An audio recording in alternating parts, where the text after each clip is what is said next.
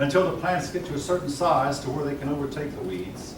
And in contrast, a weed, well, they just grow. They grow and they thrive without any planting, without any hoeing, without any sowing. I mean, food plants are difficult to grow. It takes a lot of work to get food plants to grow. Well, what were plants doing before they became food plants? I guess, folks, the point I'm trying to make is, if you believe the biblical account, Abel, one of two sons of Adam, was a tender of sheep. You know, sheep were joined up with man right from the beginning of time. And his brother Cain was a ground farmer, tender of plants. In other words, basically man was born, man was made fully functional, fully able to farm, and did not have to learn how to farm, did not go from food gatherer to farm like he was learned in most standard history classes and like your book teaches it. At one time, mankind had to gather his food, then he learned how to farm, and this meant he was on his way to civilization. I think he was able to farm from the time he was formed. Just like he was able to speak. You may not know, there have been 50-some experiments tried with little babies where they say, don't talk to them, we'll see what language they speak. There's one problem with that experiment. The babies all die without being spoken to. They can't, humans can't develop their own language. Oh, well, maybe fully grown humans, yes, can. We've tried to form a new language. It's universal. We call it Esperanto. Esperanto is a nice language, and it's all the verb tenses are all the same for every verb. And every word is spelled the way it sounds. And all the rules have no exceptions. Easy language to learn. The problem is it never caught on. They tried to get it to be the universal language. Instead, English has become the universal language. Every airplane pilot must know English. Some of you might have heard that, some of it. Now, you might say, well, what about the ones flying from one place in China to another? They speak Chinese. But the people in the tower must know English because an American plane might come in sometime, and it often does. Well, what if it's a French plane? They have to speak English. Everyone. Anyway, English has become a universal language, more so, and has been for many, many years. I'll say this. English is probably the most crude and simple language on the face of the earth. You learn this if you study another. I see a couple, at least one or two heads nodding. Yes. It's, the Greek language is far better. All right, I'll leave that. You can. All right, now, the Caucasians spread out, and just within the last 20 years, to the surprise of a lot of anthropologists, we have a large Caucasian presence as far east as China. So it wasn't just that the Caucasians spread from up here into Italy and into Greece and into Iran and into India. Some of them spread into China also. All right. I've grown one group of Caucasians that I really do want to mention is the Hittites.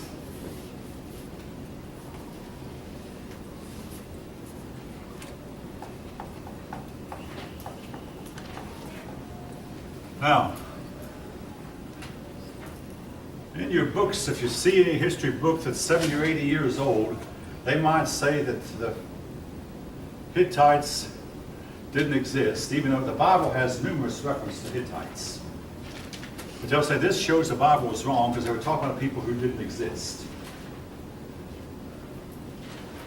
Well, then we found that not only did the Hittites exist, but they were very, very powerful. They occupied what is today Turkey, and they had most of Turkey. And they lasted several hundred years. Now, they disappeared as a people. I'll have more to say later about perhaps why these peoples disappeared. I mean, there are no Hittites today. Well, I'm going to say it now. All right. You have a civilized people living in cities. Surrounding these civilized people are a bunch of people we call uncivilized, nomads, wandering herdsmen, people who go from one place to another where their sheep need to be fed, their goats and cattle need to be fed, or go from one place to another following the herds that are wild. Certain types of animals can't be tamed, but they can be followed. So these are uncivilized. You have the civilized surrounded by uncivilized. Time goes on, eventually the civilized and uncivilized clash. Which group usually wins? Does anybody know? The civilized or the uncivilized? Who usually wins? Here. Anybody, does anybody really know? It would make more sense that the civilized. It would to you because we're thinking that us, we today have such things as airplanes, automobiles, and tanks, and automatic machine guns. The uncivilized actually won throughout most history. Now, there was one exception. When Europeans came over to Europe and met the North American and most South American Indians, the Europeans won the conflict. There was a conflict. And again, when in Australia, when Europeans, but that was because of several things. Number one, the Europeans had technology by the time they met these people, so the local peoples didn't have. But let's say that the technology is the same between the civilized and uncivilized. Over time, the uncivilized have usually won, and they've destroyed the civilization. Now, the last great civilization that was destroyed was Rome. The Roman Empire fell 476 CE, or thereabouts. I have more to say about that in chapter 5, believe me, a lot more. And Rome fell largely as a result of uncivilized people coming in. Well, the Hittites is believed to have fallen the same way. Uncivilized people. Now, here's what I think really happens, folk. Your civilized people get to where they have fewer children, while your uncivilized tend to have a lot. Now, this was reversed in the case of the North American Indians. North American Indian women before Columbus tended to have about 2 or 3 babies at the most. And they lived an average of 18 years. The people lived an average of 18 years. Their population was declining and declining and declining. Then in came the Europeans who lived an average of 60 years.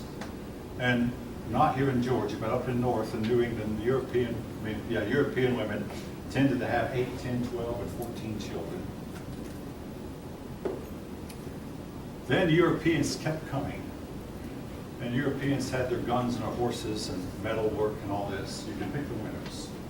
But that was a different time. But in the case of the Hittites, they fought with swords and spears and shields and bows and arrows and clubs. The uncivilized would win because they outnumbered the civilized. Now there's another reason too. The civilized people tend to become soft and flabby over time. And now there was another time too. Genghis Khan, and I have to kind of classify the Mongolian Sea-led as uncivilized. Genghis Khan, with 100,000 men, conquered China with its millions. The reasons for that was the Chinese emperor felt like there was no need for an army. Oh, war is terrible, we don't want to talk about war. And the result was when he had to fight it, he was not able to. He had no significant army. I'll be talking more about that when we come to the chapter on China, chapter 9. But that was a time when the uncivilized won, owing to the fact that these uncivilized barbarians were tough and mean and hardened. And the civilized people just didn't seem to think an army was necessary. All right. Believe me, keep that in mind, folk. I'm going to have a lot more to say about that when we come to the chapter on Rome and the chapters on China. A big issue going on in this country at this moment, right now, is who should we let into the country? I want to remind you of what you might not know. The Romans allowed the German people in, and Roman civilization collapsed. The German people believed that if a person is accused of a crime, let him lie on a bed of spikes. If he heals quickly, he's innocent. If he doesn't heal quickly, he's not. This was what replaced the high level of Roman civilization. Well, let him walk on a bed of hot coals If he blisters, he's guilty. If his wounds heal quickly, he's innocent. Basically, the uncivilized people took over, and civilization almost died out.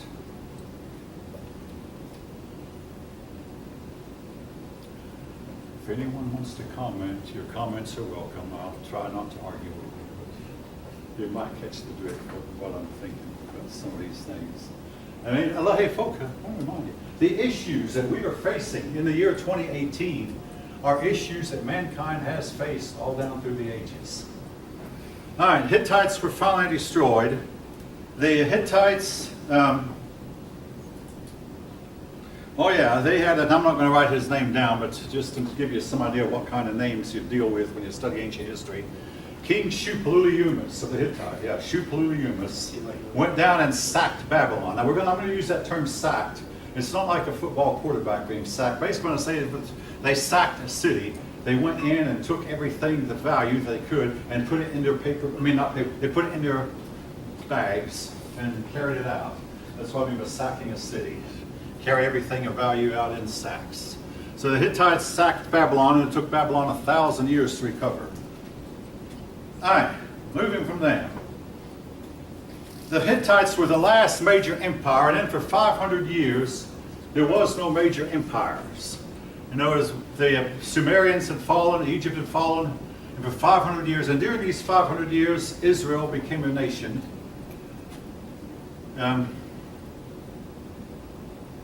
Also, I'll have more to say about that, but for 500 years, there was no major empires. Then came the Babylonians. Well, first the Assyrians became powerful again, then the Babylonians, then the Medes, then Alexander the Great, then the Romans. And for the next 1,000 years after that, there was to be a powerful empire among Western peoples. All right, the Phoenicians.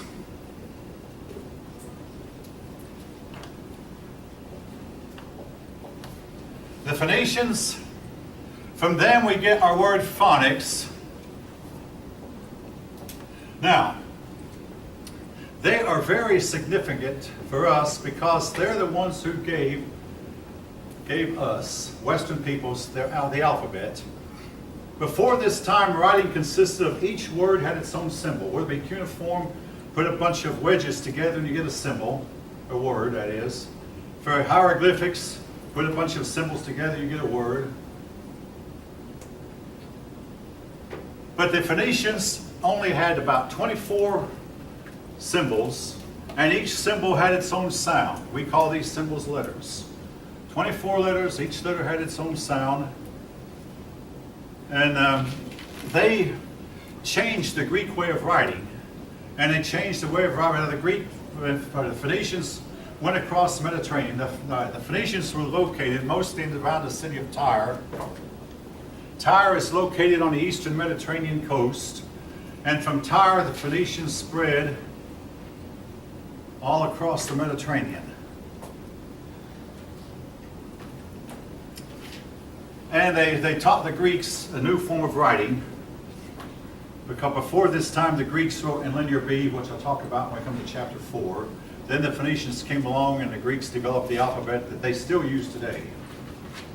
Greek letters, alpha, beta, gamma, delta, epsilon, and so on, all the way down to omega.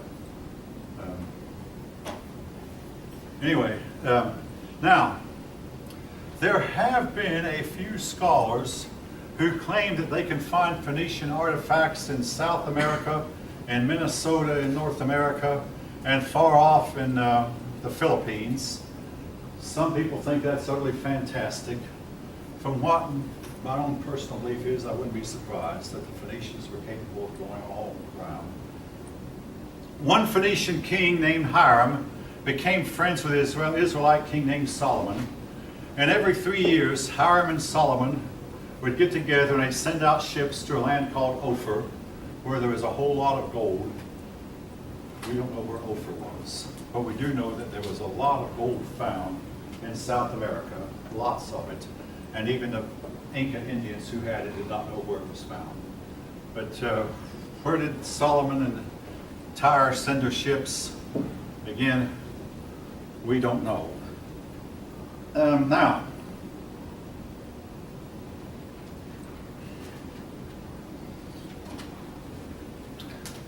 Unfortunately, and folk, I have to say this, the Phoenicians were a group of Canaanites.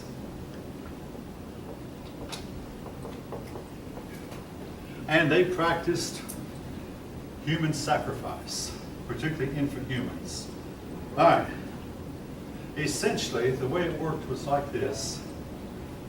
They had numerous fertility goddesses. Well, fertility went by various names, among them Inanna, or Isis, or Ashtoreth, or Venus even. Female goddesses. And to honor these goddesses of fertility and sex, whatever you call it, the young girls would go into the temples and prostitute themselves in the temples. The babies that were born from this prostitution were offered as a fiery sacrifice. Basically, they were put in fiery ovens and burned. We still have some of these ovens that have been buried and forgotten about. We dig them up and find these ovens that still have infant bones inside them today. But this practice of infant sacrifice was carried on by the Phoenicians, and the Phoenicians spread it across North Africa. They eventually spread it to a city here called Carthage.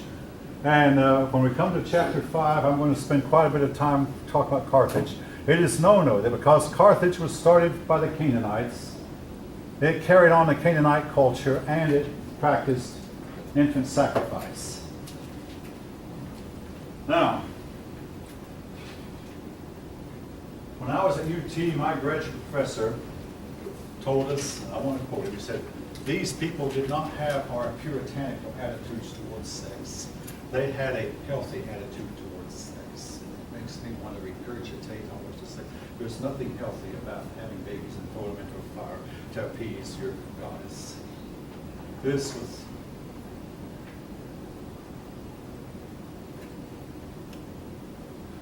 all right. You get kind of choked up thinking about it, but all right. Anyway, keep that in mind, because believe it, this was a widespread practice, and I will be talking about it, as unpleasant as it is, I will be talking about it more as the semester goes on. All right, Phoenicians, rich, they got rich by merchandise. Eventually, their city was destroyed. They were conquered twice. They were conquered by Nebuchadnezzar, but he did not want to destroy them. But then came Alexander the Great, and Alexander the Great leveled them to the ground. And from the city of Tyre, the Phoenicians never recovered after Alexander.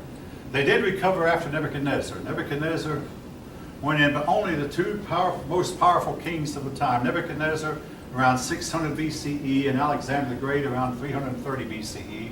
Those two men conquered Tyre. All right.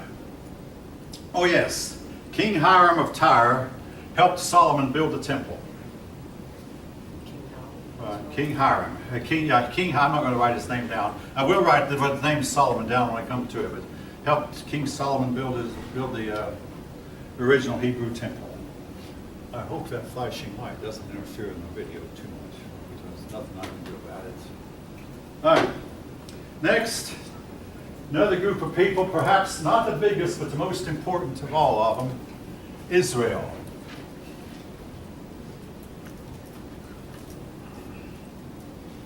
All right. The story of Israel starts with Abraham. Abraham began his life in the city of Ur. And I've already mentioned him once. I'm pretty certain I mentioned him in this class. Abraham lived in Ur, and he was told to get out of Ur. And sometime after he got out, the city of Ur perished in a very fiery Holocaust, as I mentioned Monday a week ago. Ur is destroyed, bitter as its lament, bodies dissolved like fat in the sun. I'd like to ask any of you who want to speak, what in a clay city can burn? And I'll give you a hint, I don't know. No, I mean, don't get me wrong, I believe the story. I mean, they were using, well, I'll talk more about it when I come to the chapter on India, chapter 2. When I started the chapter on India 2 weeks from today. There's a city in India called Mohenjo-Daro that a lot of people believe was destroyed in a nuclear holocaust. The cities of Sodom and Gomorrah were destroyed in what looks like it to have been a nuclear holocaust. And I was asked one time by discerning people who said, well, was the story of Sodom and Gomorrah and Ur and Mohenjo-Daro all connected? A man named Zachariah Sitchin believes that the stories were. All right, anyway, Abraham got out of the city. Not long after he got out, the cities of Sodom and Gomorrah were destroyed in what looks like a nuclear holocaust. Abraham roamed for a while. His roamings took him to Egypt, where he met the Pharaoh, and some people believe that he gave the Pharaoh plans to build the Great Pyramid, that he knew mathematics and he supplied the Pharaoh with the mathematics needed. Be what it be. That cannot be proven historically. This is pure speculation. Anyway, Abraham was the father of Isaac, and Isaac the father of Israel. Now, folk, every time I read a world history book about Israel, I read a different account. Now, the authors of this text, and I will take the liberty here to disagree with them, they say, and if you read what they say about Israel, they say that there's no evidence that Solomon built a temple, and they really have a hard time finding evidence for even David, that David and Solomon did not have a united kingdom and did not have even a workable kingdom. They say all this stuff, and the last time I looked up Abraham on the internet, the author of that article said Abraham never existed.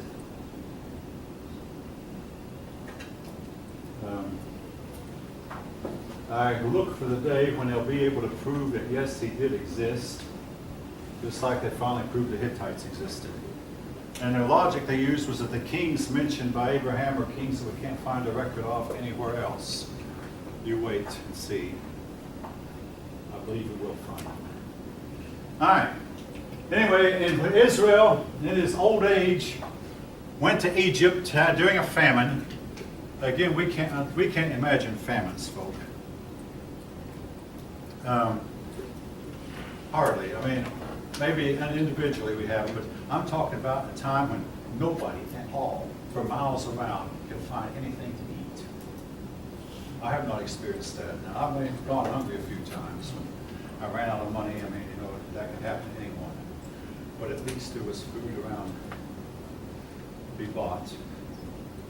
What if you go to a supermarket someday and find all its shelves empty and all the supermarkets are not? Anyway, but in those days they had famines, and during a famine there was grain in Egypt, and some people believe that we found the granaries. Some of the pyramids have deep holes in them that could store grain, and I want to remind you, in Egypt the climate is so dry that things will survive without refrigeration for years on end.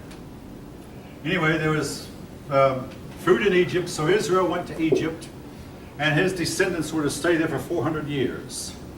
All right, now, folk, here comes a part of the story that some of you might have a harder time believing. We come to a man named Moses. All right, see how many of you know 200 years ago, 180 years ago, when we still had slaves, the slaves would get together in their meetings, oftentimes out in the open air, and talk about the Bible. Their favorite Bible character was Moses. Does anybody know why? If you're white or black, do you know why Moses was their favorite character? Yeah. Because he freed the Jewish slaves. He freed the slaves. Oh, yes. And the black people were enamored by him. Very good, yes. Anyway, Moses. Now, folk, we're going to find three people in ancient times in this chapter: Cyrus, Moses, and Sargon.